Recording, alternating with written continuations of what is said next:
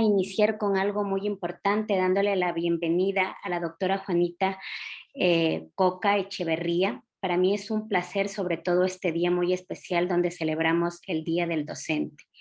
El labor del docente es tan importante, donde tenemos que llenarnos de paciencia, amor y sobre todo ser el conductor para buscar nuevas metodologías y herramientas para llegar a ese mundo maravilloso que es de transformar no solamente corazones, sino mentes. Y es por eso que tenemos hoy esta presencia tan importante de una mujer, madre, abuelita, pero sobre todo una gran profesional, la doctora Juanita Coca Echeverría. Voy a comentar algo de su formación académica, especialista en gestión de procesos educativos de la Universidad Central del Ecuador, magíster en educación superior de la Universidad Central del Ecuador, doctora en filosofía, letras y ciencia de la educación, especialidad químico-biológicas de la Universidad de Guayaquil, doctora en educación de la Universidad Nacional Mayor de San Marcos. Bienvenida, doctora, con este tema tan importante, donde los docentes tenemos que llenarnos de dos factores muy importantes, que es el positivismo y el negativismo.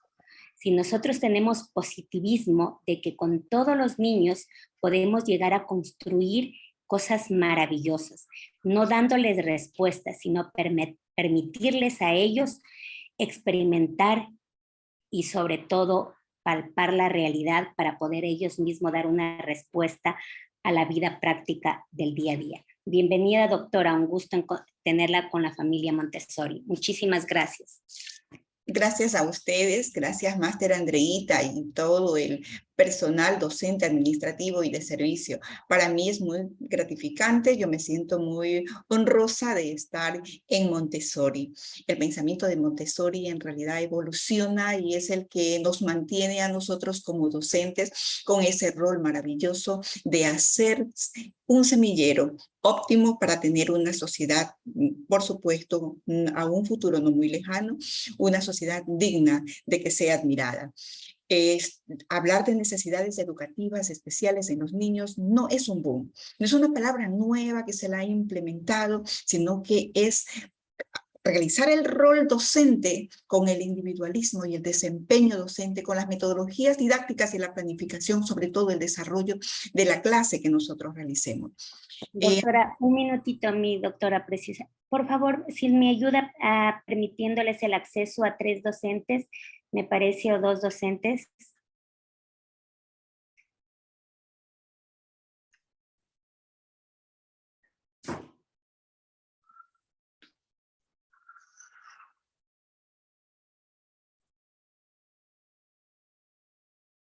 Creo que ahí están todos, ¿no? ¿Falta alguien, doctora, máster? ¿Alguien? A ver. María Esther, ¿está, por favor? María. No está, Miss. Buenas tardes. Buenas tardes con todos. No está, Miss. María García, que me está pidiendo que le ayuden con el... Pero no la tengo en sala. Entonces, sigamos nomás, doctora. Muchísimas gracias. Ya, muy bien. Entonces, le decía que el término de las necesidades educativas asociadas o no a una discapacidad no es un término nuevo o es de pronto una palabra que esté en auge y que de pronto la repetimos sin identificarlo, sin saber qué hacer. El rol nuestro es diferente.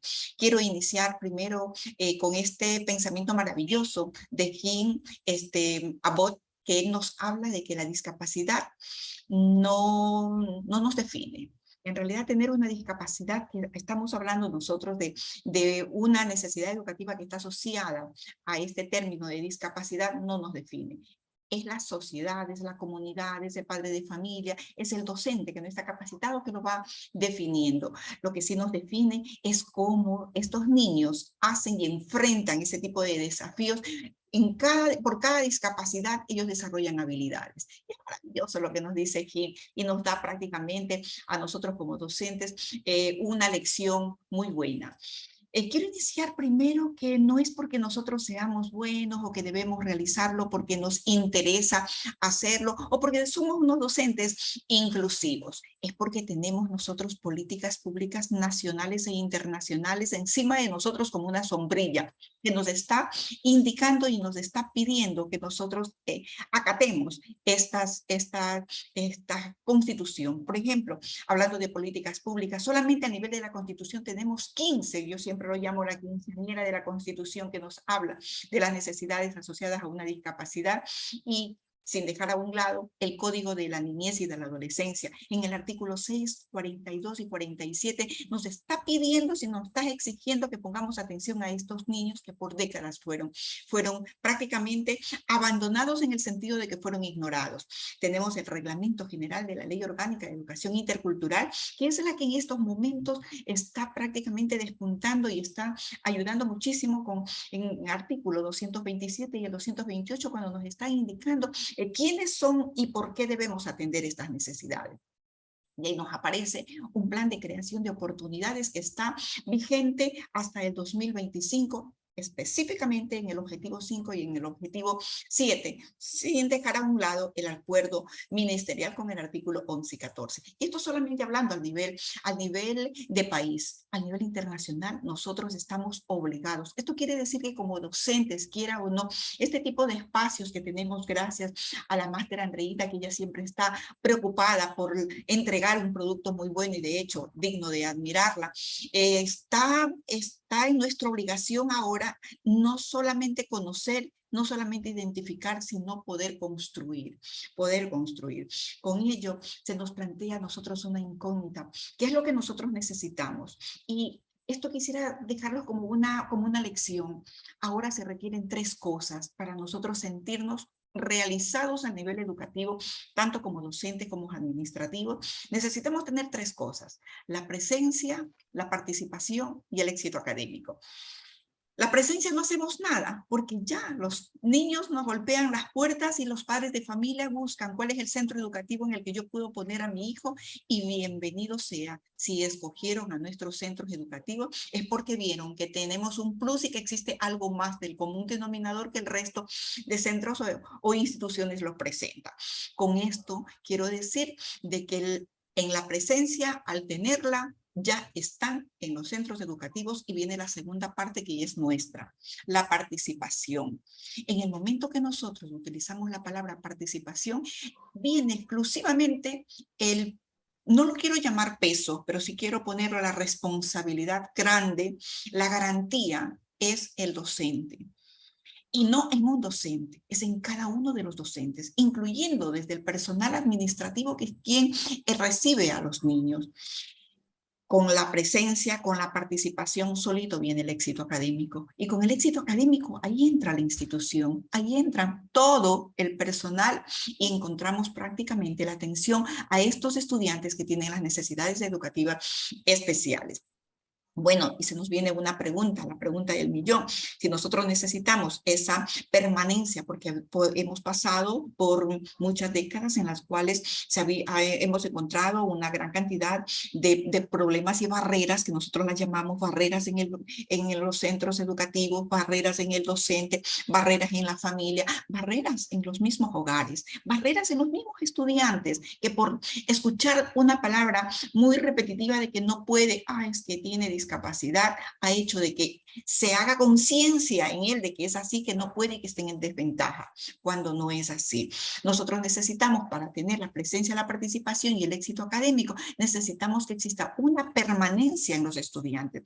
Y ahí viene un nudo crítico. No necesitamos que los niños, a través de todas estas políticas que acabamos de ver, nacionales e internacionales, se le ponga un puntaje, una nota para que el niño pase. Se necesita que nosotros seamos los garantes de lo que el niño aprende, porque mucho más allá del conocimiento necesitamos nosotros preparar a un niño para la vida. En ese momento se viene la pregunta del millón. ¿Cómo hago para tener esa participación? ¿Cómo hago para tener esa presencia en los niños, para tener esa permanencia en un centro educativo? ¿Cómo logramos? Nosotros en nuestra universidad ya tenemos estudiantes graduados, pero se necesita de una experiencia. Para tener una experiencia necesito primero tener un estudiante ¿A dónde quiero llegar? Que si yo tengo un niño con una discapacidad auditiva, es la oportunidad que yo tengo para aprender señas. Que si yo tengo un niño con una discapacidad visual, ¿a dónde quiero llevar? Voy a aprender lenguaje, el lenguaje de ellos. Voy a aprender yo a manejar braille, el JAWS, el Darwin, el Boki. Este tipo de herramientas que ellos lo utilizan. Como docente estoy obligada también a aprenderlo. O sea, son oportunidades que nosotros nos vamos como docentes a tener. Es decir, que no, ay, me tocó un estudiante con este tipo de necesidad. No, es la oportunidad que yo tengo para aprender, porque no, antes nosotros hablábamos de que había un especialista. En total necesitamos 8 especialistas para nosotros poder identificar a un niño y con ello nosotros poder etiquetarlo o darle un término. Pero en el centro educativo, cuando llega un niño, no necesitamos que venga con el diagnóstico o que venga ya etiquetado de que él tiene un trastorno de espectro autista, de que él tiene una dislalia, una disgrafia, una discalculia, una disortografía, una disfasia, necesidades educativas asociadas o no a una discapacidad. Necesitamos es atender a esos niños que tengan cualquier tipo de necesidad. El gobierno lo tiene muy claro y el gobierno nos está pidiendo que no solamente se ponga atención a los niños que tienen necesidades educativas asociadas a una discapacidad, sino que se le ponga atención a aquellos niños que tienen el resto de necesidades. Cada uno de nosotros tenemos una necesidad y nuestros chicos, antes solamente se les indicaba y se les decía, este niño tiene una pésima gramática, este niño comete muchas faltas ortográficas, a este niño no le gusta el lenguaje, a este niño no le gustan las matemáticas. Ahora ya tienen un nombre, se llaman necesidades educativas no asociadas a una discapacidad y como docentes necesitamos una planificación en la enseñanza. Se necesita realizar en ciertos momentos ajustes al currículo. Necesitamos aplicar una metodología y necesitamos un tiempo específico para poder nosotros aplicar. Ya se nos viene, yo calculo que no más de un año, tal vez menos, porque ya está sistematizado, se nos viene la aplicación del DUA, ese diseño de aprendizaje que se va a aplicar para todos los niños. Esto quiere decir que las estrategias pedagógicas que nosotros vamos a realizar no va a ser para este niño específico que tiene esta necesidad, sino que el docente va a pensar en ese niño y seguro que esa necesidad que tiene el niño aplicada con una metodología a través del DUA, como les acaba de indicar, nosotros vamos a tener el éxito en estos niños. Es decir, que vamos a aplicar nosotros no solamente la didáctica del docente, sino que vamos a aplicar también lo que ya lo tenemos. Y que es más, les incito que si ustedes me dan algún espacio, yo continúo con las capacitaciones, tenemos una gran cantidad de herramientas tecnológicas listas, gratuitas, de solamente tomarlas y aplicarlas. Dentro de la identificación de los estudiantes es lo primero que necesitamos. O sea, no necesitamos ver una homogeneidad. El docente está acostumbrado. Es más, yo estoy consciente de que en el caso de las universidades, escuelas politécnicas del país, aquellas que tienen las facultades de educación, nosotros no estamos preparando a nuestros chicos para que vayan a los centros educativos para atender a estos estudiantes con necesidades asociadas o no a una discapacidad. ¿Qué es lo que estamos haciendo en este momento? Ya hay asignaturas en las cuales se los está preparando a los chicos. Ya ellos tienen herramientas para poder saber qué hacer con estos niños. Antes no teníamos esta parte. Ya está la parte incluso del posgrado. Nosotros ya estamos dando maestrías en educación inclusiva. Es más, yo acabo de terminar el día de mañana, ya me incorporo con una nueva maestría en educación inclusiva, donde nos enseñan a nosotros a realizar las terapias en los niños. Ya no es el terapista, ya no es el profesional que antes lo hacía específicamente eso, ahora es el docente el que tiene que, dentro del aula de clase, tiene que estar capacitado para poder realizar. Es verdad que nosotros podemos destinar al DESE, pero también es verdad que en el DESE que encontramos nosotros una gran cantidad de personas que están preparados para atender a nuestros chicos, la la demanda de la población no abastece. Eso nos indica que como docentes tenemos que aprovechar este tipo de capacitaciones y ir identificando primero a nuestros estudiantes. Una vez ninguno de nosotros estamos capacitados para decir este niño tiene un trastorno de espectro autista, este niño tiene dislalia, este niño tiene disgrafia. Nosotros no podemos diagnosticarlo como tal, pero sí tenemos que realizar el tratamiento adecuado de acuerdo a la evaluación. Vamos a pasar con una evaluación diagnóstica donde nosotros en el diagnóstico vamos a encontrar las anomalías del aprendizaje que requiere el niño y en base a ello empezamos con una ficha biopsicosocial y pedagógica para ir avanzando, ir dándole el tratamiento a este niño. Entonces, si identificamos, si detectamos cuáles son esas necesidades educativas que tiene el niño, hemos logrado bastante. Con ello vamos a utilizar ahora sí un lenguaje asertivo. Me da mucha pena escuchar a docentes que están utilizando términos que no son los adecuados. Pero es porque no nos prepararon, porque nos hemos graduado, pero antes no se nos daba, no había las asignaturas que tenemos ahora, no teníamos los profesores preparados para ello. Y entonces no existe un lenguaje asertivo para poder utilizar la terminología apropiada para estos niños. Se necesita ser empático, se necesita que el niño sienta una empatía con nosotros y que existe esa química con ellos que logramos bastante. ¿Cómo lo vamos a lograr? Siendo tolerantes, siendo pacientes y entendiendo de que ellos aprenden de una manera muy diferente. Con ello logramos no solamente la solidaridad del resto de sus compañeritos, sino que logramos ser un docente inclusivo. Tenemos que atender sus requerimientos y los requerimientos de ellos es de acuerdo a la necesidad que tienen los estudiantes. Por ende, si nosotros hacemos y ellos se sienten atendidos, nosotros vamos a ver que la autoestima del niño en primer lugar se va a elevar, y es lo importante. Gardner cuando habla de las 7 inteligencias múltiples, él nos habla de una inteligencia emocional. Incluso él nos dice que si nosotros ponemos atención a esa inteligencia emocional, todo va bien. Es decir, que nosotros tenemos que estar bien emocionalmente y el niño tiene que sentirse bien en el entorno. Montessori hace eso, Montessori está viendo el bienestar del niño para poder avanzar, y esta parte lo que logra es una autoestima en el niño, por ende viene el aprendizaje del estudiante. Vamos a ir insertando una comunicación agradable, con ello vamos a ir viendo que la diversidad no es un problema, al contrario, la diversidad es una oportunidad, como decía hace un momento, y vamos a encontrar esa atención personalizada en el estudiante cuando éste lo requiera. Con esto nosotros logramos prácticamente ir avanzando. Decía hace un momento que a mí me dolían los oídos escuchar no solamente a docentes, hablamos a nivel de comunidad, términos que no los podemos decir, pero que sí son muy comunes. Se dicen discapacitados.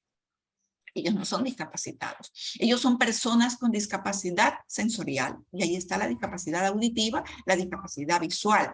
Personas con discapacidad visual, personas con discapacidad auditiva, personas con discapacidad intelectual.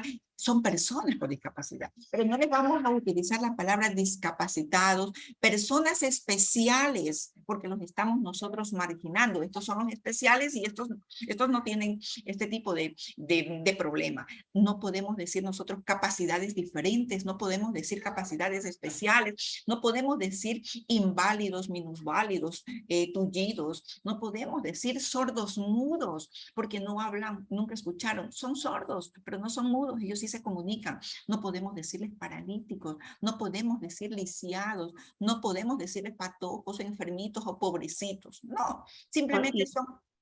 Y doctora, me gustaría interrumpirla un momentito, y es tan válido esto y asertivo, y que me encantaría que usted está siendo tan profunda en este tema, ya que no solamente viene de docentes, vienen de directivos, de instituciones, donde cuando tenemos el amor de educar con pasión, porque ser docente es transformarnos. No solo un docente es docente de inicial, no docente de preparatoria, porque venimos con un cúmulo de diferentes mentes y de diferentes necesidades. Y en muchas ocasiones dicen, no, es que no podemos aceptar, allá sí aceptan niños especiales. Y cuando yo, incluso hablando y conversando este tema, me da escalofrío, porque qué pena que profesionales no conozcan el término de estos niños maravillosos que incluso nos hacen crecer emocional y profesionalmente a nosotros. Y llamarlos especiales es algo tan irónico y tan fuera de contexto, porque especiales somos todos. Todos tenemos esa diferencia y esa especial, eso que nos diferencia de cada uno, y todos somos importantes, especiales, pero a veces unos somos más sensibles que otros, otros somos de carácter más fuerte que otros, y eso nos hace diferentes y nos define que de pronto a ese personal, a ese niño, debemos llegar de otra manera, debemos conducir de otra forma. Y es por eso que esto que usted está manifestando es maravilloso, doctora. Muchísimas gracias. Gracias a usted, Máster Andreita, y así es, no es solamente al nivel de Ecuador, estamos hablando al nivel del mundo. Yo recuerdo en algún momento cuando nosotros, yo soy directora del Departamento de Inclusión y Equidad de la Universidad Estatal de Milagros, pues nosotros tenemos 633 estudiantes con todas las discapacidades, y el señor rector en algún momento dijo, veamos qué país está bien en inclusión para ver qué es lo que están haciendo y empezar nosotros a trabajar. Y entonces nosotros pensábamos que era España, porque ahí está el proyecto La ONCE y pensábamos que era eso. Fuimos a España y no. En España únicamente los tratan de que ellos sean productivos vendiendo loterías, atendiendo un número de teléfono, cosas como esas. Nosotros llegamos a Boston, en Harvard, la Universidad de Harvard, ellos sí hacen la verdadera inclusión y tomamos nosotros esos parámetros que ellos lo aplican y en base a eso empezamos a trabajar con inclusión. Fuimos reconocidos a nivel nacional, pero ahora ya estamos reconocidos a nivel internacional. Tenemos Telescopi que nos ha dado. En realidad falta mucho por hacer, muchísimo por hacer. Yo he tenido la oportunidad de viajar por todas las partes del mundo, siempre invitada, por dar charlas, explicar las cosas que nosotros hacemos y la forma como debemos nosotros incluir la parte de la docencia dentro del desarrollo de la enseñanza-aprendizaje, y es maravilloso. Y estos términos son los que nosotros no debemos hacerlo. Discapacitados, no podemos decir, personas especiales, no podemos decir, son personas con discapacidad auditiva. No tenemos que tener miedo de decir sordos, porque ellos es más, escriben con S mayúscula, sordos, ellos son sordos, pero no podemos decir sordos mudos, porque ellos sí se comunican, su lenguaje son las señas. No podemos nosotros decir grupo o personas vulnerables. Son grupos de atención prioritaria. Sí, es una atención prioritaria, pero no. Ustedes me van a decir, pero bueno, nosotros dentro de la Constitución encontramos términos. Sí, tenemos nosotros términos en la Constitución que han venido ya evolucionando. Es más, estuvimos en un congreso hace poco en Colombia, que es un país tan vecino. Ellos ya están tratando de reemplazar la palabra discapacidad por la palabra diversidad. Y me parece maravilloso. Pero mientras nosotros lo tengamos todavía en la Constitución como personas con discapacidad, pues son personas con discapacidad. Personas con discapacidad auditiva de acuerdo al tipo de discapacidad. Entonces, ellos no son personas vulnerables, ellas son personas de atención prioritaria.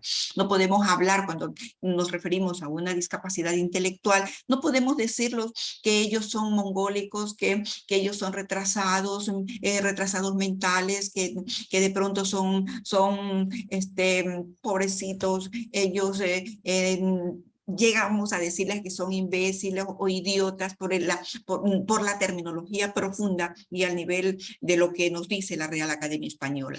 Son simplemente personas con discapacidad intelectual. Yo le tengo mucho respeto a la discapacidad intelectual, porque con esa sí tenemos que realizar incluso modificaciones, y esa es una de los temas que sería muy bonito también trabajar si me dan alguna oportunidad para considerar esto de la discapacidad intelectual y cómo realizar las adaptaciones curriculares con este tipo de niños, que para mí es mis respetos. No podemos nosotros, cuando nos referimos nosotros a las personas con discapacidad auditiva, yo ya les decía, son personas normales. Ellas no son personas anormales, son personas que se comunican de otra manera y nosotros queremos que el tipo de comunicación nuestro meterlos a ellos. Por ejemplo, ellos no utilizan el artículo el, la, los, las, unos, unas. Ellos no utilizan eso. Ellos utilizan otro tipo de comunicación que ya lo vamos a ver si me da el tiempo tiempo les enseño a deletrear y a comunicar, porque es diferente un lenguaje de comunicación para las personas con discapacidad auditiva, es diferente el peruano al colombiano y al ecuatoriano. Por ejemplo, nosotros podríamos decir, y sería muy fácil, si yo hago esto, entender que eso es un aplauso. Para ellos, aplauso es esto, gracias es esto. O sea, son formas que nosotros tenemos que ir conociendo, porque nos vamos a encontrar en algún momento con este tipo de personas. No podemos decir que tiene un defecto de nacimiento cuando lo que tiene este niño es una discapacidad congénita, que así nació. Una de las tres cosas, o yo los llamo los tres sellos importantes que necesitamos como docente inclusivo, es ser tolerantes, ser pacientes y ser solidarios. Son tres cosas fundamentales que gracias a Dios el docente tiene vocación de docente, tiene esas tres cosas. Es muy tolerante, es paciente y es solidario.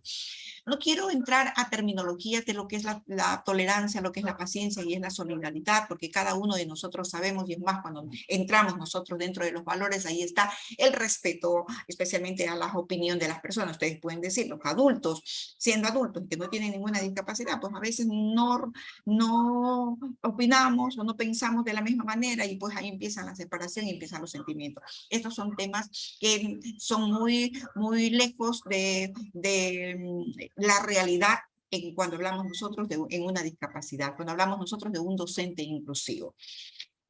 Necesitamos atender los requerimientos, eso sí, todo docente tiene que aprender a reconocer, si ya lo hemos identificado al estudiante, lo que se necesita es de una manera muy directa y muy sencilla, darle ese tipo de confianza y seguridad que tiene el niño. Si el niño, ya nos vamos a dar cuenta cuando no es atendido, el niño si es atendido a esos requerimientos, el resto va. Coge un amor a la escuela, a veces hasta quieren más a la escuela, y es sábado y domingo, y ellos quieren seguir en el centro educativo porque se sienten bien, sus requerimientos han sido atendidos. Necesitamos fomentar esa autoestima. Cuando él siente confianza, cuando él se siente escuchado, vamos a darnos cuenta de que este niño tiene una atención prioritaria. Hay una cosa que nos está lastimando al nivel de país. Si bien es cierto, el gobierno tiene el DESE, pero cuando nosotros ya lo destinamos a un niño al DESE, no, el profesor, que no es un profesor inclusivo, está a espaldas de lo que se está haciendo allá, o no está involucrado. El docente es el primero que tiene, el docente que tiene el niño con un tipo de necesidad asociada o no a una discapacidad, tiene que ser el que más conoce, que tiene que haber identificado sus necesidades, y el niño tiene que tener ese tipo de autoestima elevado. Por supuesto, esto le va a dar una seguridad.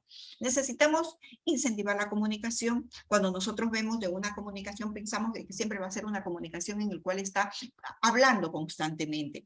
Nosotros entendemos, especialmente en las necesidades que están no asociadas a una discapacidad, vamos a encontrar una comunicación que no es verbal. La comunicación no verbal la vamos a ver en el gesto, lo vamos a ver en la cara, en el rostro, en la forma como el niño se encuentra y se está comunicando. Y es un requerimiento que posiblemente él tiene, que sin palabras lo puede realizar. Que si nosotros logramos ese tipo de comunicación o empatía entre el docente y el niño se empieza a tener más seguridad y, como dirían los jóvenes, empiezan a aflojarse mucho más, aparece en ellos una sonrisa, nos vamos a identificar por el rostro que los ilumina y esos ojitos preciosos que tienen ellos. Eso se llama respeto a la diversidad. Estamos respetando a la diversidad que tienen, estamos siendo tolerantes, estamos siendo comprensivos, estamos entendiendo y estamos conociendo. Ya no existe una discriminación para este niño. La actitud del docente hace que el resto de padres de familia lo vean como un niño que tiene un problema. Todos los niños tienen las necesidades. Posiblemente este niño va a estar discriminado por la actitud que puede tener un adulto, a veces el mismo padre de familia. ¿Qué vamos a realizar con ello? Nosotros lo que vamos a hacer, aquí tenemos algunas de las pautas. ¿Por qué ese tipo de actitud, no solamente en Ecuador, a nivel de todo el mundo? ¿Por qué hasta en el padre de familia? Primero, porque hay un desconocimiento de las políticas públicas inclusivas. Segundo, porque estamos limitados los niños a realizar una tarea porque no existe la comprensión. Y viene una parte que ustedes como docentes lo saben, que para que el niño entienda, comprenda y aprenda, se necesita que el docente esté seguro, garantice de lo que él enseñó, porque eso se llama ser docente, enseñar, de lo que él enseñó, el niño aprendió, agarró, atrapó, cogió. Si el niño ya lo tuvo, ya lo cogió, entonces nosotros vamos a ver que esa información se transforma en un conocimiento y las tareas las va a realizar de una manera fácil y sencilla. Sí, lo va a hacer de una manera diferente. Cada niño lo va a hacer de una manera diferente de acuerdo a su condición o su discapacidad. Vamos a encontrar nosotros que existe una inexistencia en lo que corresponde a las consideraciones de plazos de entrega de las tareas. Semana recién, en esta semana, enviaban en la universidad, por supuesto, un estudiante que lean un libro, pero ese libro no estaba en el programa que nosotros tenemos, un libro de audio para que él pueda, no era accesible. Entonces, el profesor le pedía más tiempo para nosotros poderlo leer y él decía no, porque ya les di un tiempo. Necesitamos considerar tiempo y espacio de acuerdo a la tarea y esa es una parte de atender ese tipo de necesidades. Generalmente ocurre esto porque se los está excluyendo. Se están formando grupos de trabajo, los trabajos colaborativos, entran un niño con un tipo de necesidad, está el niño presente ahí, se le pone una nota, pero está solamente sentado. No se lo está, deseamos participación, el niño no está participando. Hay una falta de compromiso entre el docente y los mismos compañeros, porque no existe un proyecto institucional inclusivo en los cuales no sea solamente este profesor, porque ahí viene la diferencia cuando ya empezamos clases, que los padres de familia dicen, señorita, por favor, o profesor, por favor, señora directora o señor director, póngame con este profesor, quiere con ese profesor. Y se llena ese profesor de niños y los otros profesores de los otros paralelos no tienen profesor. Y es precisamente por la actitud que tiene ese docente que hace que la preferencia del resto de padres de familia. Que se entiende entonces por una adaptación curricular. Es un ajuste, es una modificación que se van a realizar. Y aquí vamos nosotros a encontrar, dentro de las adaptaciones, vamos a encontrar adaptaciones que son significativas y adaptaciones no significativas. Generalmente las significativas va a ser en la que yo les decía con mucho que tengo mucho respeto yo a la discapacidad intelectual, en la cual sí tengo que ver cuál es el perfil de salida que tiene el niño, cuáles son los contenidos mínimos que debe tener este niño para yo entregar al profesor del año inmediato superior. Entonces, en ellos tengo que priorizar, pero el resto de necesidades no necesito realizar esto. No necesito realizar ese tipo de modificaciones que son a objetivos, a contenidos. Necesito simplemente es a la metodología darle la respuesta al niño. Y eso sí lo puede hacer el docente dentro del desarrollo pedagógico. Antes de avanzar, quiero considerar esto que es un video muy pequeñito. Esta es una madre de familia y este es un niño que tiene TEA, tiene trastorno de espectro autista. Si nosotros lo vemos, la actitud que tiene este niño, y lo vemos que ya es un niño grande y le vemos haciendo una rabieta dentro de un centro comercial, las personas giran y miran qué niño para malcriado y lo etiquetan como tal. Pero vamos a ver cómo este niño percibe el mundo. Tienen una sensibilidad tan profunda que si alguien está masticando el chicle, ese sonido lo tienen tan agudo. El sonido de la fundita, donde vienen los chitos, ese sonido para ellos es tan profundo. Y sin eso viene la risa de una persona, y lo vamos a ver dentro del video, cuando caen las monedas. El sonido de las monedas para nosotros es desapercibido, para ellos es tan profundo. Llega un momento que él ya no soporta, y entonces la actitud de él, de la rabieta que la gente lo que ve, porque vamos a ver es el efecto, no vamos a ver la causa, hace de que este niño reaccione de esa manera tratando de protegerse. Y los invito porque es muy cortito y me sirve para lo que yo estoy trabajando en este momento con ustedes. Ahí los vemos, ahí va la mamá cogidita de la mano con el niño, está entrando al centro comercial. Ella va feliz, el niño va a entrar tranquilo. Ese sonido de que es imperceptible para nosotros, el niño lo siente.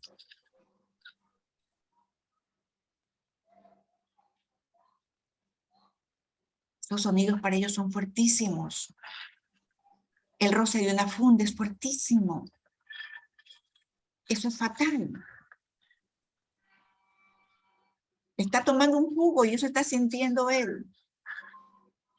Se reventó un globo. El perfume. Él está contando, está haciendo la terapia que le decían contar hasta 10. Él sigue contando, está desesperado, ya no soporta.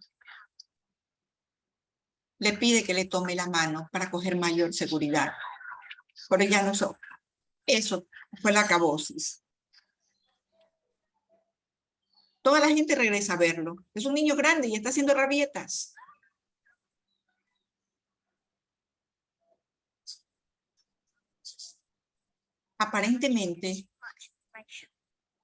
Aparentemente las personas dirían que ese niño, están viendo la actitud de este niño, pero no están viendo en realidad qué es lo que está pasando, cómo él percibe el mundo dentro de la sensorialidad.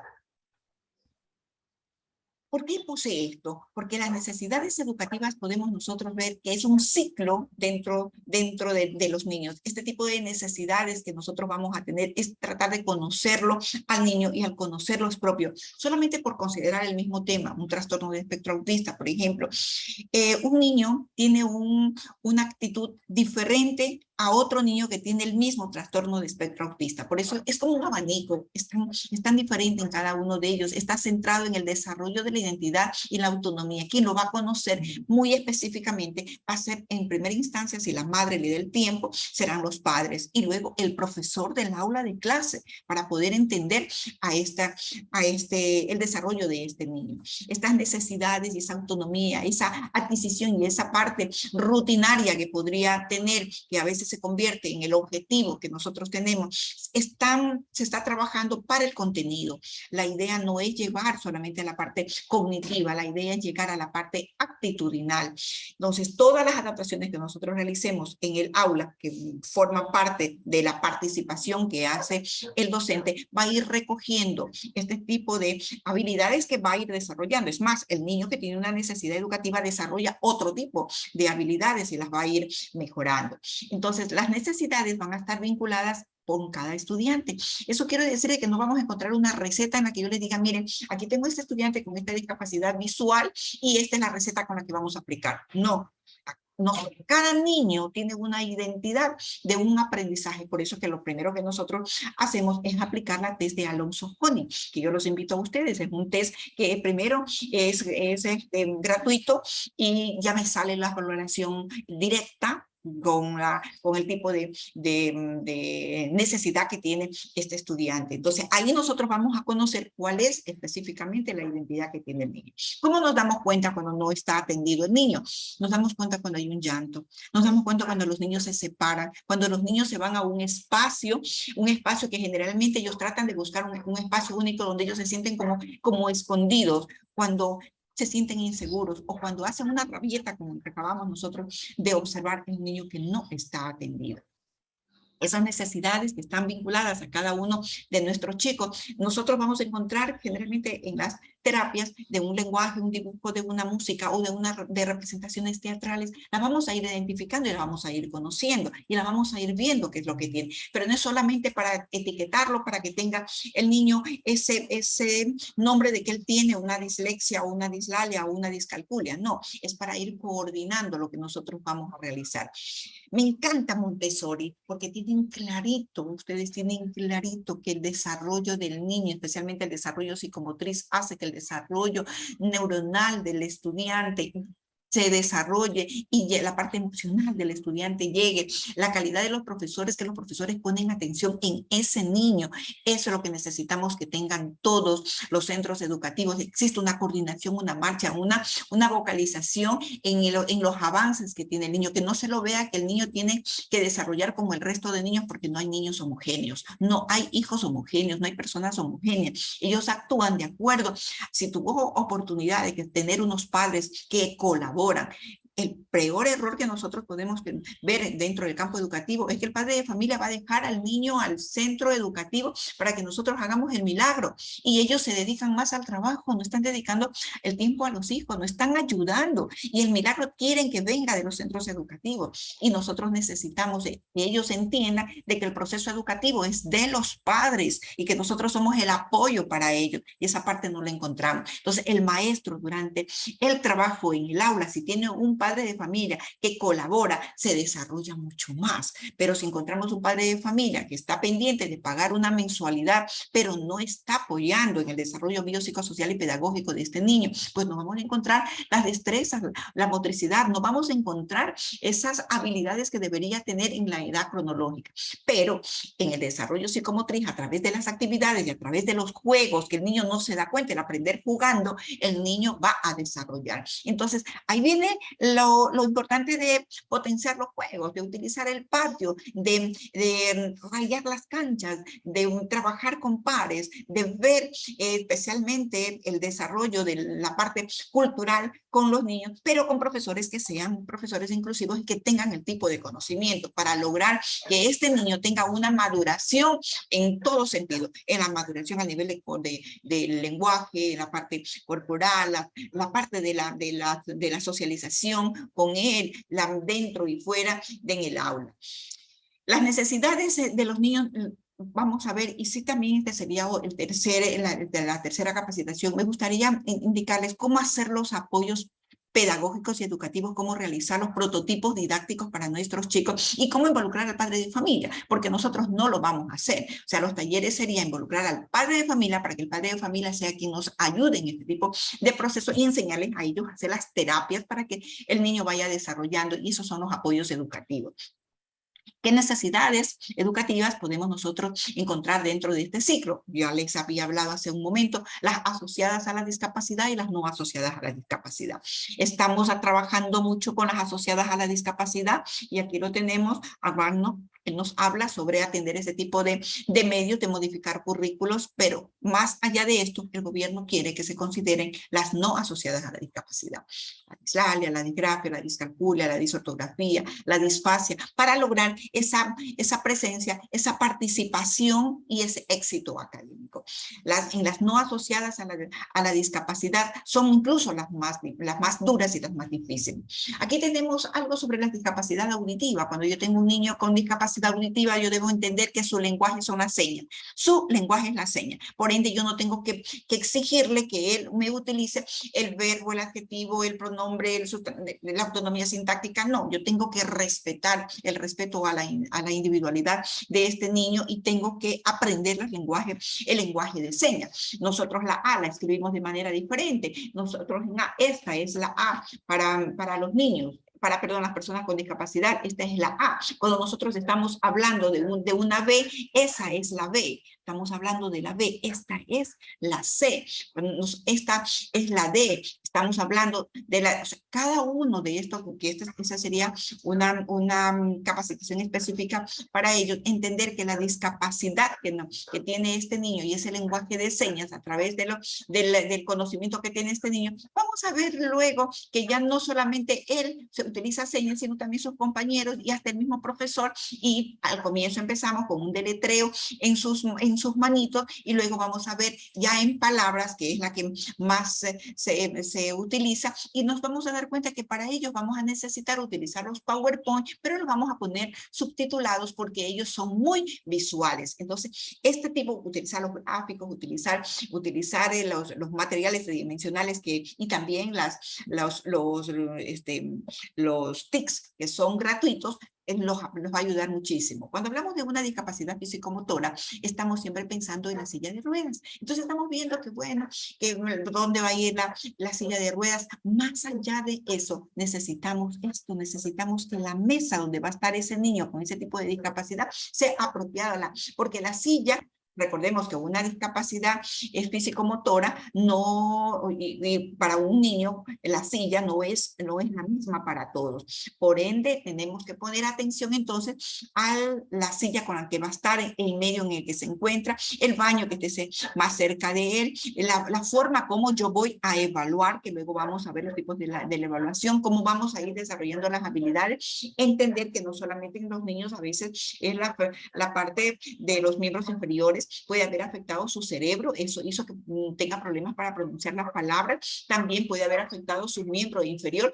Tengo estudiantes que se cogen ellos su manito y se ayudan con la otra para poder escribir una tecla o para entender de que la discapacidad no solamente es realizar la infraestructura, también encontramos nosotros el trabajo en esto, no solamente en la parte arquitectónica, sino también en la parte de la comunicación y la tecnología. Vamos a encontrar nosotros dentro de esta la discapacidad intelectual, que yo les decía que en esta sí es mi respeto.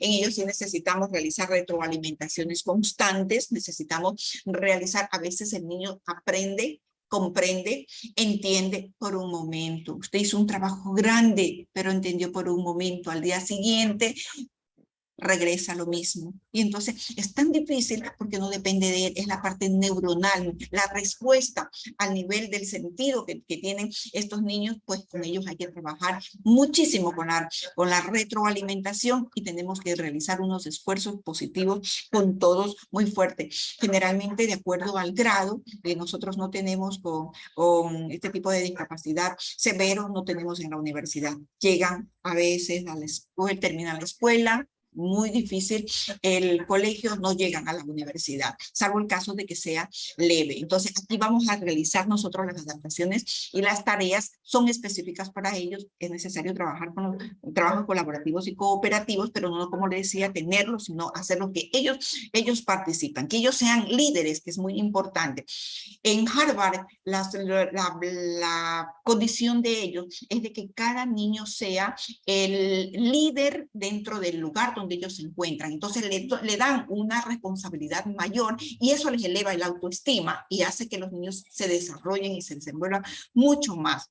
Ahora ya los centros especializados como que ya no se los pone tanto porque se encuentran niños con mayor tipo de discapacidad y no desarrollan tanto como en los centros regulares. Cuando hablamos de una discapacidad de lenguaje, aquí tienen problemas los niños. Si él pronuncia mal, escribe mal. Entonces debemos empezar nosotros a utilizar primeramente, elevar el autoestima y no debemos ridiculizarlos a ellos en público, ponerlo a leer en público cuando yo no he realizado todavía terapias. Entonces para ellos hay terapias específicas que son muy propias. Hay 36 terapias que nosotros lo vamos realizando y el tiempo depende del niño y depende de la colaboración del padre de familia. La parte directa y la parte indirecta y crítica depende también de las condiciones con las que él se encuentra, de acuerdo a las oportunidades también que tenga y hay que buscar. ¿Perdón? Ay, perdón, doctor. Usted está mencionando un tema muy importante que, bueno, yo lamentablemente por salud no estaba en estos momentos en la institución.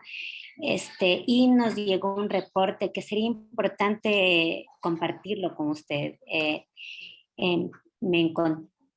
Ante este reporte me sorprendí muchísimo, ya que se lo diagnosticaba a un niño de 4 años de edad, con un momentito, por favor, aquí justo tengo, y yo lo he visto al niño, ayúdame por favor con el archivo, donde lo detectaba un niño de 4 años de edad que tenía un trastorno de lenguaje severo, pero logrando disgrafia y discalculia, Dislexia. No, es disgrafia. Disgrafia. De 4 años.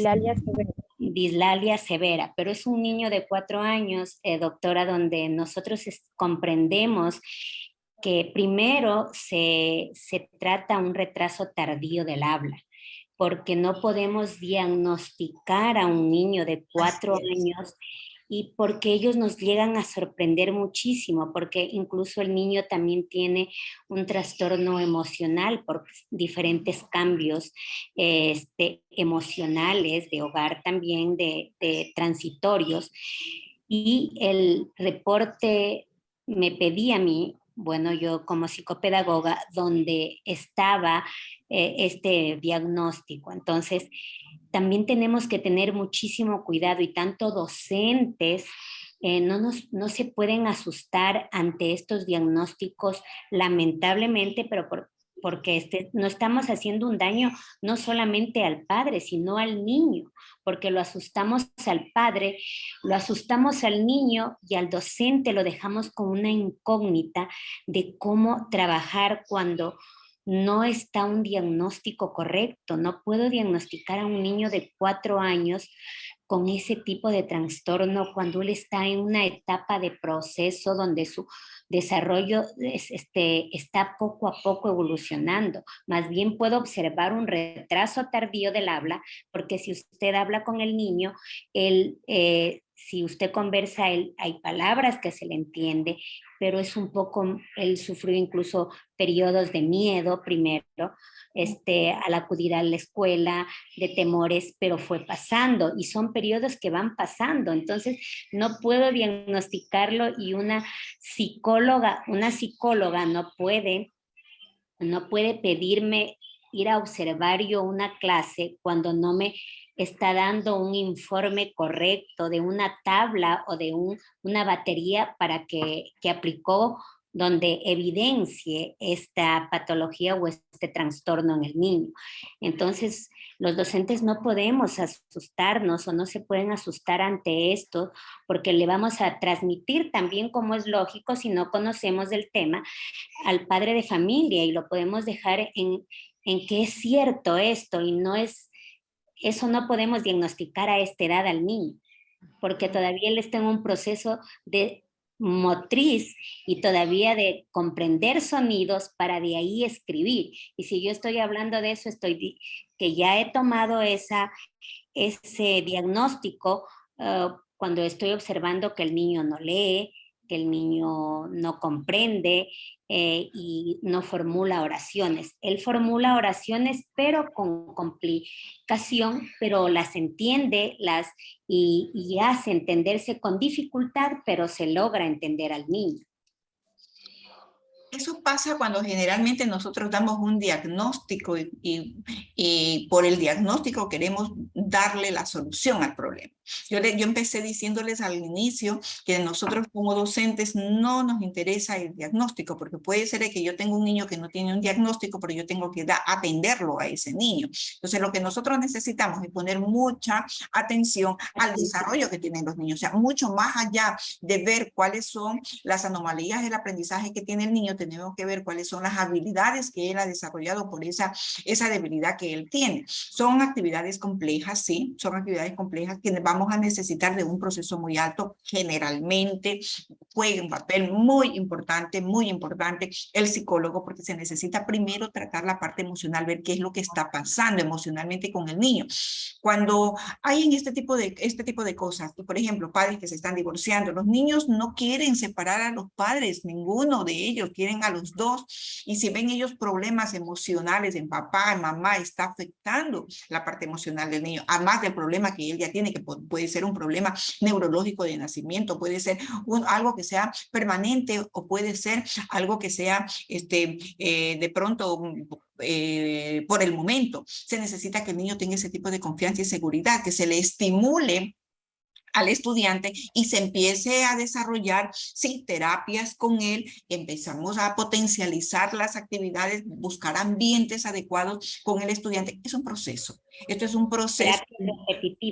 Terapias repetitivas en el niño, donde no solamente lo realice el terapista o el del lenguaje o el fonólogo, sino el papá también tiene que conocer de eso para conjuntamente con el ambiente escolar y el ambiente familiar ir logrando mejorar este problema o esta necesidad que presenta el estudiante.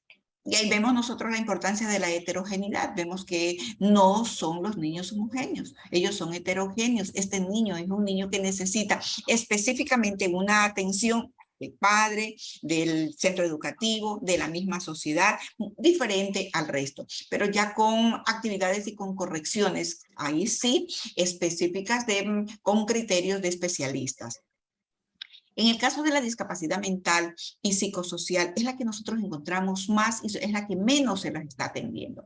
Son discapacidades mentales psicosociales, el niño no se desarrolla en la parte social de la forma como generalmente los niños lo hacen. Ellos tienen una habilidad tremenda para socializarse. Sin embargo, vemos que existen cierto tipo de aislamientos, a veces encontramos problemas de que no es propio en el niño, sino son de los adultos. Y me gusta cuando el gobierno nos dice pongan atención a las necesidades no asociadas a la discapacidad. Entran los estudiantes, los niños que son víctimas de violencia, aquellos estudiantes que han sido afectados, unos que se conocen, que han pasado por estados de violaciones, otros que no, pero están viviendo ese mundo que generalmente es de las personas que están más cerca de ellos, de sus mismos familiares. Entonces, esa parte psicosocial que tiene el niño, como psicólogos, ellos muy bien lo identifican, se forman traumas que a veces no han sido atendidas, pero si queremos que lleguen al nivel cognitivo,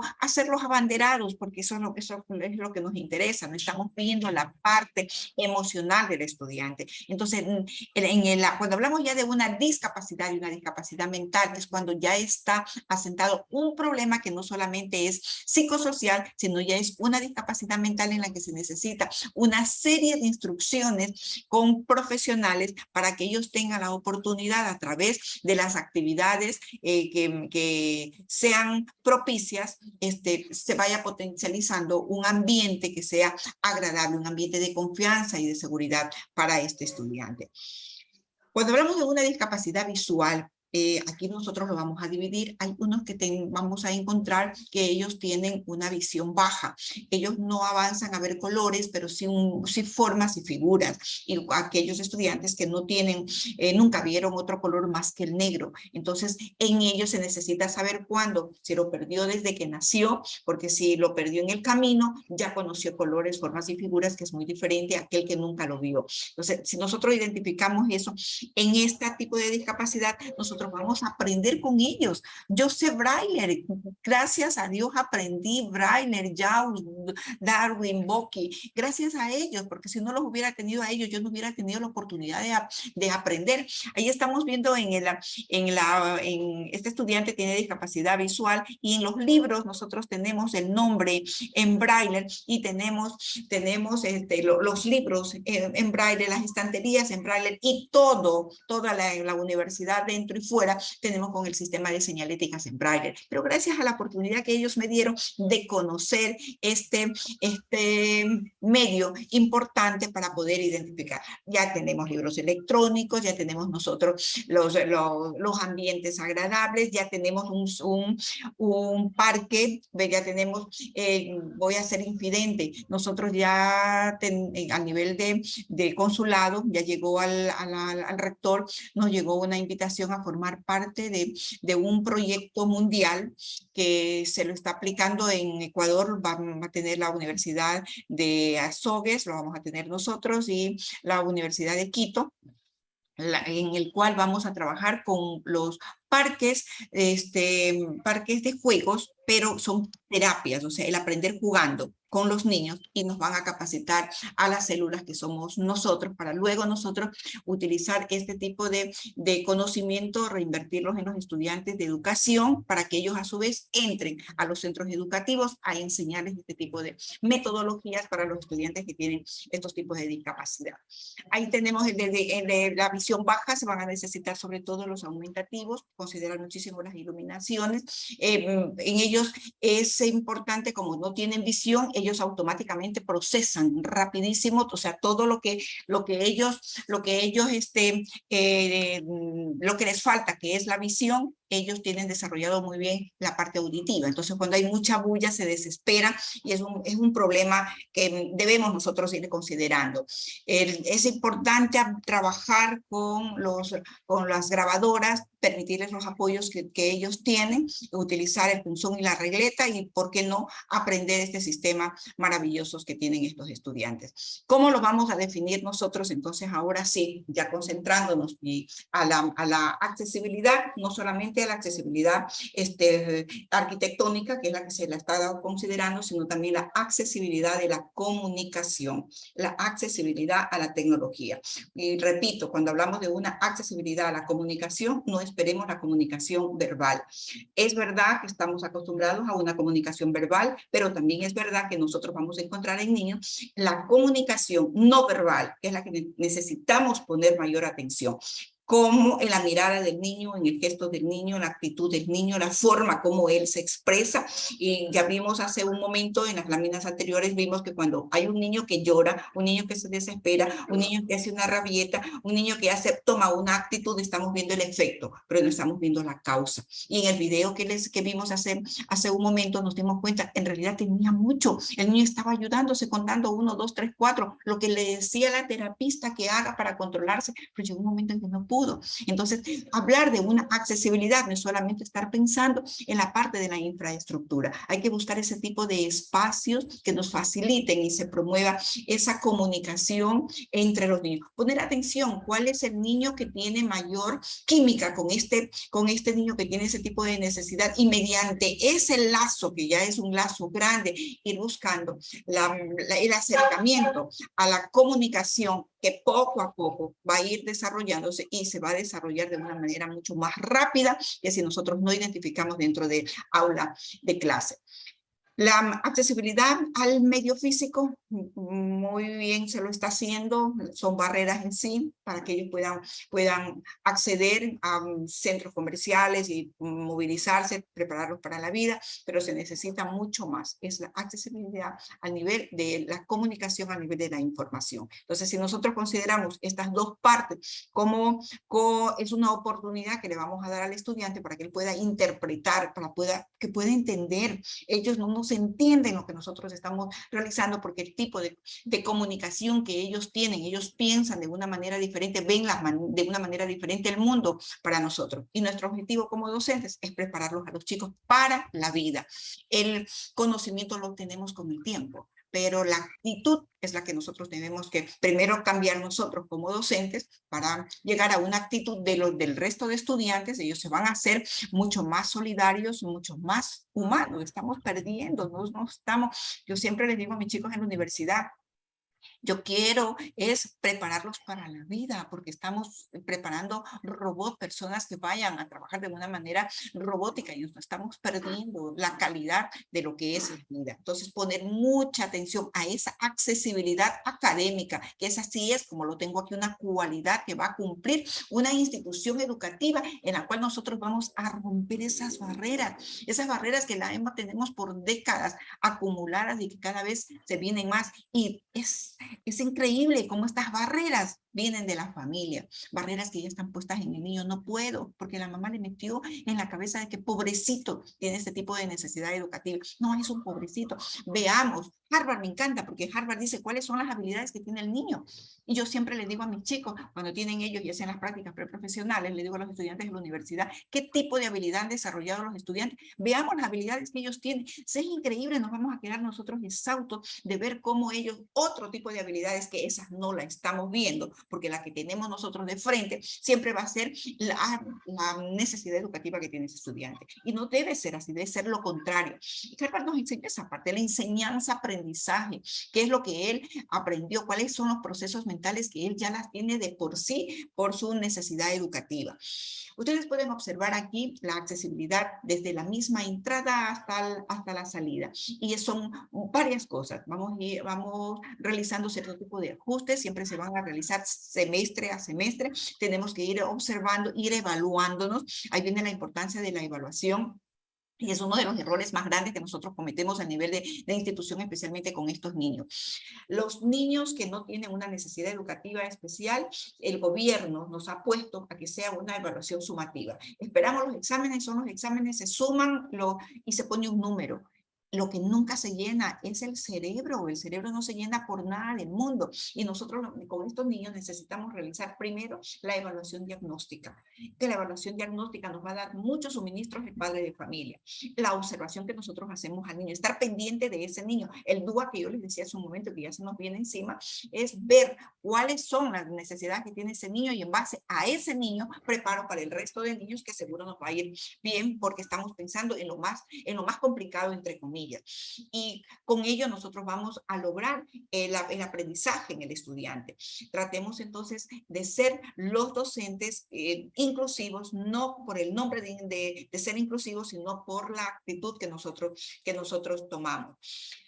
Quiero realizar con ustedes, para poder cerrar, porque no los quiero cansar, les decía yo a ustedes, si me da el espacio, nuestra señora directora, realizarlo ya uno solamente para lengua de señas, el otro para braille, JAWS, o sea, nosotros en sí tenemos un programa que son 12 módulos o 12 proyectos en los cuales, si lo vamos desarrollando despacio, vamos a asimilar más.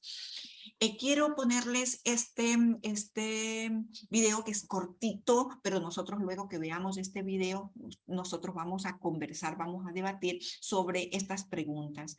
¿Qué le indica la directora de la escuela, Diego? Vamos a buscar qué es lo que vamos a conversar.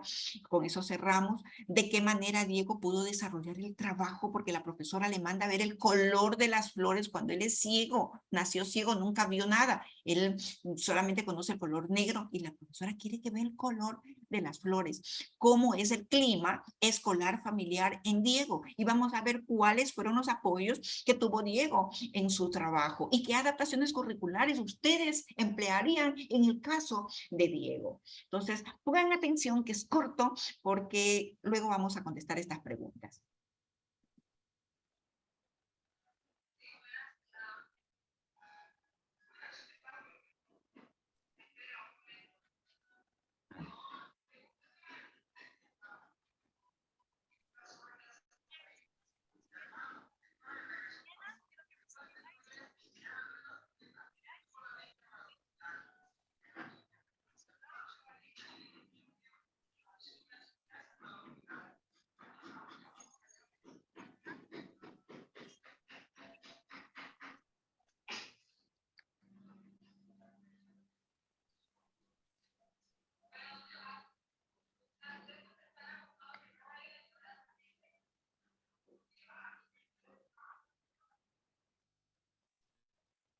Disculpe, Miss, lo que pasa es que no se escucha o no tiene audio el video.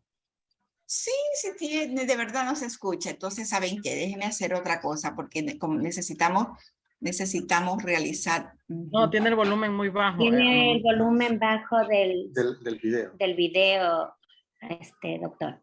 Ay, Le puede alzar el volumen ahí. déjenme ver. Creo que sí. Ahí sí, ¿no? Bien, chicos, silencio ya. Para mañana quiero que me escribáis una redacción de la longitud que queráis, pero el tema tiene que ser el siguiente: los colores de las flores.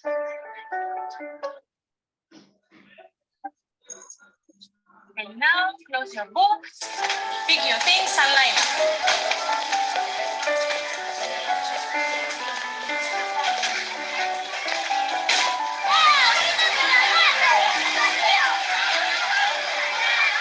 Diego, ¿cómo vas a hacer la redacción? No sé, me pondré a investigar, supongo. Mira, Diego, las margaritas son amarillas, las rosas son rojas, las violetas son violetas. Javier, empieza la lectura. Con 10 cañones por banda, viento en popa a toda vela, no corta el más no vuela, un velero mercantil. ¿Quién quiere seguir leyendo? Alex. Mira, Diego, creo que lo mejor es que hagas la redacción tú mismo. Estoy segurísima de que algo se te va a ocurrir. Vale. Color. Buscar componentes del color es una percepción visual que se genera en el cerebro al interpretar las señales nerviosas que le envían los fotorreceptores de la retina. ¿Fotorreceptor? Los colores de las flores, ¿eh? Pues a ver cómo sales de esta. Y entonces el caracol y el pajarito se pusieron a discutir quién se quedaba con la flor. Y el pajarito A ver, le dijo... mamá, repíteme esa parte. El caracol y el pajarito se pusieron a discutir quién se quedaba con la flor.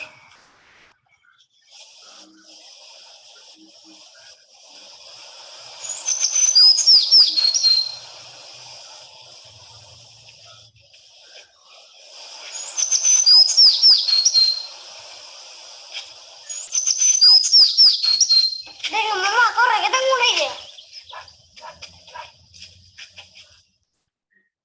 Diego, el color es una perfección visual que se genera en los fotorreceptores.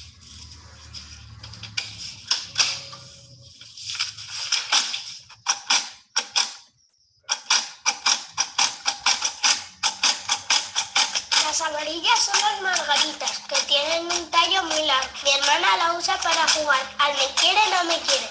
Mi madre dice que no las arranquemos, porque son difíciles de encontrar. Muy bien, Javi, quizá un poquito más. Bien, ¿quién quiere salir ahora a leer la suya? Diego, ¿te animas tú? Venga.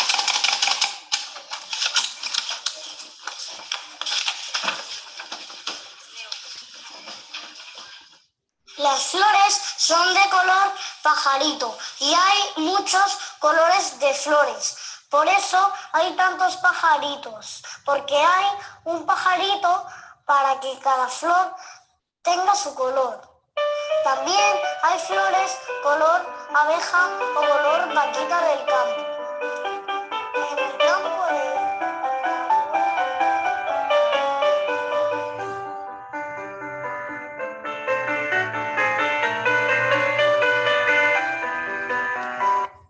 Bien, entonces ahora sí conversemos sobre esto. ¿Qué le indicó la directora de la escuela a Diego cuando la profesora ya le dijo que vayan a realizar ese trabajo, esa redacción, el color de las flores? ¿Qué le dijo la directora a Diego?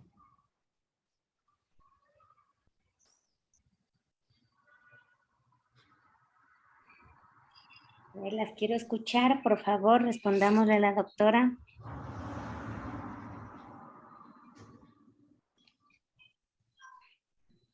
Yo les ayudo. A ver, les ayudo un poquito. La directora le dijo, Diego, creo que tú deberías realizar la redacción. Tú deberías de realizarlo como tú puedas. O sea, ella no le dijo, no le dio un norte, le dijo, haz lo que tú puedas. Eso que estaba, ¿qué es lo que quería la directora con eso? Porque la directora podía haber hecho muchas cosas. Sin embargo, le dijo, sabía la condición que tiene Diego y le dijo, bueno, mira tú cómo haces. Creo que tú debes realizarlo. Barreras. Trató de no ponerle barreras, sino que su imaginación le permita a él hacer lo que de acuerdo a él percibía o imaginaba. Pero ahí viene la evaluación. Cuando ya viene la evaluación, el docente quiere saber el color. O sea, el docente va a esperar que le diga rojo, amarillo, verde, rosado, celeste, le diga los colores. Y Diego hizo lo que la directora le dijo. Quería que sea él quien realice la redacción. Y ahí viene el respeto que nosotros tenemos que realizar, porque si nosotros nos ponemos a evaluar el trabajo que hizo Diego, fue un trabajo, y vamos a contestar la siguiente pregunta, ¿de qué manera Diego pudo desarrollar el trabajo? Porque él estuvo seguro, él levantó la mano, todos los niños levantaban cuando la profesora le dijo, ¿quién quiere dar la redacción? Él estaba levantando la manito. Entonces, ¿de qué manera Diego pudo desarrollar ese trabajo? ¿Cómo logró? Creo que él lo realizó de forma auditiva, o sea, lo que él escuchaba y lo que él percibía, entonces de esa manera él pudo directamente redactar su historia, de la forma que como él directamente percibe ciertas cosas. Eso se llama percepción. El profesor dejó que él, o sea, a través de lo que él escuchaba, todo lo que él escuchó, y él utilizó todas las herramientas. Él utilizó la tecnología, él utilizó, sí, Wikipedia, y bueno, pero él utilizó... También utilizó la lectura Braille, no me recuerdo el nombre. Sí, Braille. Sí. Ellos leen mediante los deditos, o sea, tocan las letras que el niño escribió y él empezó a leer delante de todos sus amiguitos. Entonces él a pesar de su discapacidad, él pudo hacerlo, pudo redactar la historia. Pero pongamos ahí un puntito para poder analizar algo. Diego no tuvo temor ir donde la directora. Se acercó donde la directora para contarle lo que le pedía, y la directora le dio seguridad y le dijo: creo que tú debes de realizar tu trabajo como tú puedas, Diego. Y utilizó todas las herramientas, tecnología, ya vamos a ver la parte del clima de sus compañeros, mamá utilizó, muy bien lo dijo usted, las herramientas tecnológicas del Peckers para trabajar con el braille. La tercera pregunta: ¿cómo fue el clima escolar y familiar de Diego para que él pueda tener esta respuesta? ¿Cómo se formó ese clima escolar? Bueno, yo creo que sobre todo se pudo observar que él estaba en un ambiente, en un clima sobre todo de mucho respeto. En ningún momento se vio que los compañeros o la docente lo excluyeran, sino más bien él siempre se vio fue inclusión e integración tanto en la escuela como en casa. En el ambiente familiar pues se veía que era un niño muy querido, le daban como las posibilidades o todo el apoyo para que él pudiera lograr no solamente esa tarea que le había dejado, sino todas las facilidades para que él se pudiera comunicar. Entonces... Perfecto, Fernanda, perfecto. Vimos nosotros que los niños, sus compañeros, se pusieron en los zapatos de él para entenderlo. ¿Recuerdan lo que él les dijo? Al comienzo su compañero le dijo: Diego, ¿y cómo vas a hacer tú la redacción? Porque él sabía que su compañerito era ciego, y empezó a decirle: mira, las rosas son rojas, las margaritas son amarillas. Trató de ayudar, y se dieron cuenta la niña. Él tenía una compañerita, que es la compañerita que es la que le habló de los pajaritos. Era la que estaba más preocupada, y es la que había un acercamiento muy bonito con él. La mamá, qué mamá para maravillosa con ese niño, cómo estuvo apoyándolo, y estuvo, tenía una máquina de escribir. Nosotros en la universidad tenemos reglón y punzón y regleta para escribir el braille, y tiene la máquina Peckers para poder trabajar, y ese ambiente escolar que tiene Diego, óptimo para poder avanzar. Vimos la sonrisa en Diego y la seguridad, y en ningún momento la profesora, cuando él estaba entregando su trabajo, nunca la profesora le dijo como que el color de los pájaros es igual al de las flores. O sea, entendió el proceso que realizó el niño, y ahí están con la otra pregunta: ¿cuáles fueron los apoyos que utilizó Diego? Esto en los apoyos nos da la respuesta a la pregunta anterior. ¿Cuáles fueron esos apoyos? El apoyo fue directamente la tecnología y lo que nos indicaba Miss María, las herramientas del braille. Pero aparte de eso, creo que también fueron sus amigos, o sea, el modo de la convivencia de sus amigos, la maestra y la mamá, que ellos estuvieron ahí apoyándolos. O sea, ya hablamos de la amistad que tuvo el niño para decirle, sabía las condiciones, pero le dijo: las rosas son rojas, y le fue explicando. Asimismo, por medio de braille que le dicen, él ya se va identificando con las palabras. Entonces, esos fueron los apoyos, aparte de lo tecnológico y lo manipulativo que él tuvo, las amistades y la mamá. Recordemos también que no solo cuando hablamos de apoyos, no deben ser solo apoyos tecnológicos concretos, sino el apoyo humano, el apoyo emocional, porque mientras se cause una impresión en el niño, logramos muchísimas cosas, porque podemos presentar el material o el apoyo tecnológico maravilloso, pero si no tenemos esto de lograr impresión o emoción en el niño, no lograríamos muchísimas cosas. Por eso que yo vivo enamorada del método Montessori, porque en las primeras etapas hablamos de los periodos sensitivos del niño. Entonces es aquí donde aquel niño que tiene cierta discapacidad visual, aprendemos con todos nuestros sentidos, de escuchar, del escuchar, del tocar, aprendemos muchísimo mejor, y logrando la empatía entre el grupo, es lo que vimos en Dieguito. Sí, lo vimos perfecto, vimos nosotros y me encanta lo que nos dice, el apoyo emocional que tuvo, es fantástico. Nunca se rió nadie, no hubo risas cuando Diego empezó a decir que el color de los pájaros eran de las flores y tantas flores que habían, no, nadie se reía, nadie, o sea, todos entendían lo que él estaba, hubo un respeto, hubo un apoyo emocional, un apoyo familiar, un apoyo de los compañeros, un apoyo del maestro, el apoyo tecnológico. Bueno, y ahí viene la pregunta del millón para poderlo cerrar. ¿Qué adaptaciones curriculares ustedes emplearían, Juan Diego? ¿Ustedes se hubieran atrevido a poner el color de las flores, sabiendo que tengo un niño con discapacidad que nunca vio colores y que solamente conoce el negro? ¿Ustedes se hubieran atrevido? ¿Cómo hagamos un análisis crítico y autocrítico también? Nosotros nos atreveríamos a realizar esto. ¿Cómo lo ven ustedes? Voy a dar desde mi punto de vista. Yo realmente en el video que yo observé, me hizo recordar cuando mi hija Andrea me dice, Juan Carlos, en lectura a los niños, trabájale con lo que es cuentos. Entonces me trajo el recordatorio del examen que se les tomó a ellos y que ellos redactaran un cuento inventado.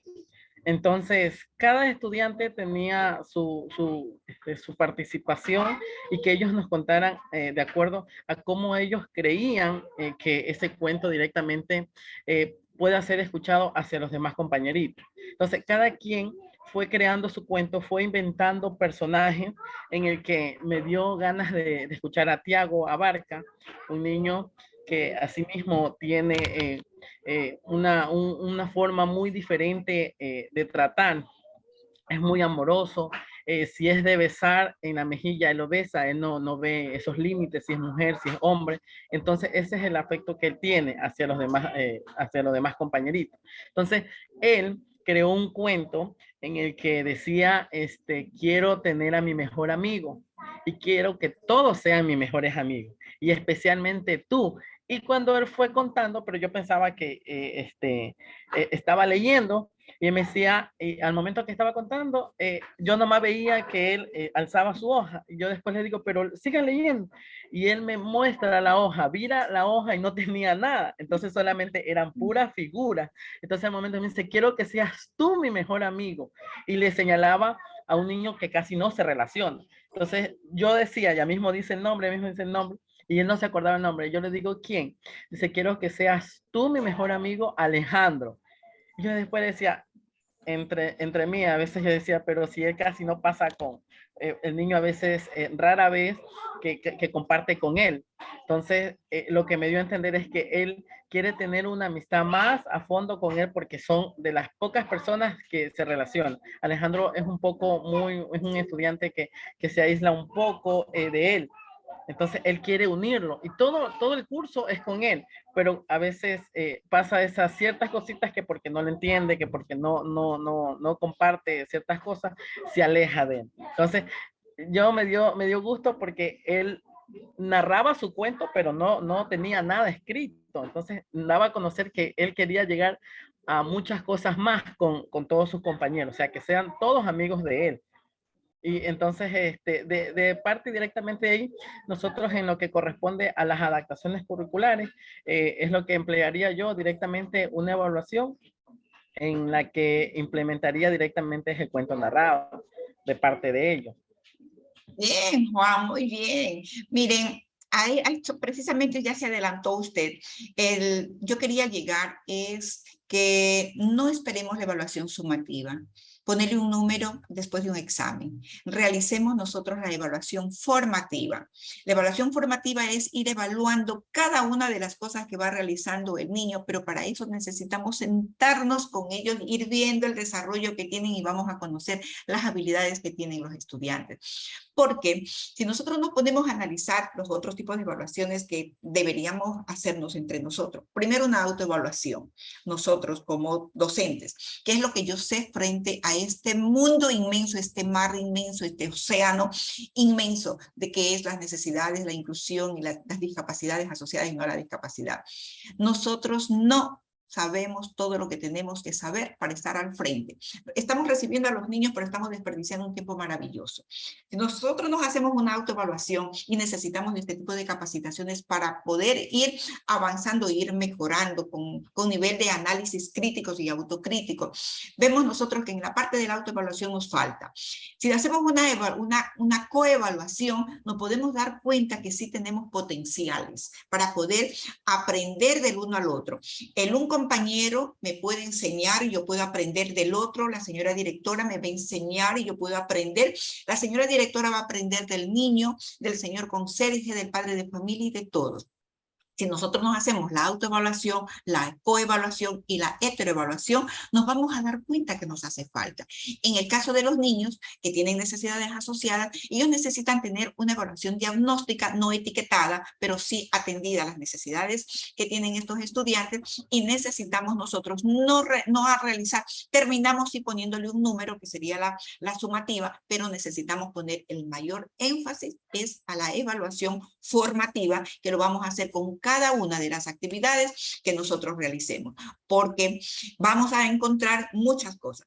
Dentro del qué hacer, yo tengo aquí varias técnicas, ayudas técnicas y tecnológicas que nosotros podemos utilizarlas, ordenadores, los mismos, las pantallas con braille, las impresoras que utilizó en este caso Diego, este es el Yahoo Yo, que es el mismo, que es un test, el software de pantalla, hay software de reconocedores de obras ópticas, tenemos los libros electrónicos, tenemos Abacus. Este tipo de técnicas todas son gratuitas y son fáciles de atenderlo.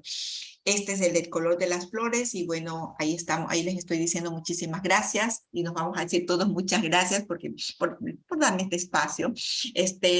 Miren, ponemos la manito aquí adelante y ponemos la otra mano acá y pegamos la otra mano a la manito que tenemos adelante. Entonces, eso es. Muchas gracias. Gracias a ustedes. Gracias por este espacio maravilloso. En algún momento que ustedes quieran, nos ponemos de acuerdo con la señora directora.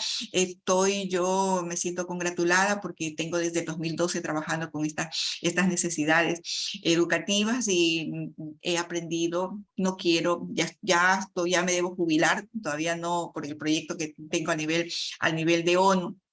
Quiero mantenerme un tiempito más, no más de un año, 2 años, pero quiero transmitir a los docentes jóvenes para que ustedes aprendan Boki, Darwin, Jaws, Braille, bueno, las herramientas que he aprendido por la necesidad y la oportunidad de estar con estos niños. Gracias nuevamente, muchas gracias nuevamente por ayudarme en este espacio de la educación.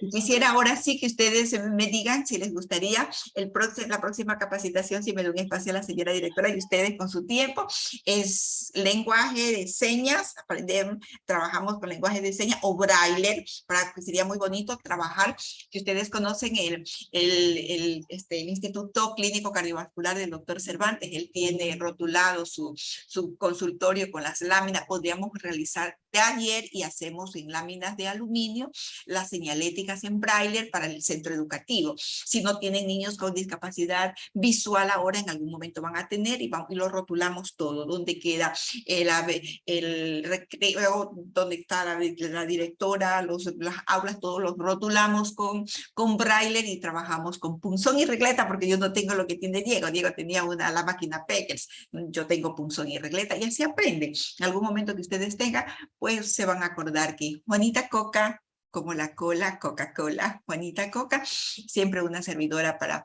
ayudarles. Espero que les haya agradado y bueno, mi corazón inmenso para cada uno de ustedes. Gracias, señora directora, por este espacio maravilloso que en realidad para mí me siento congratulada, sentirme escuchada.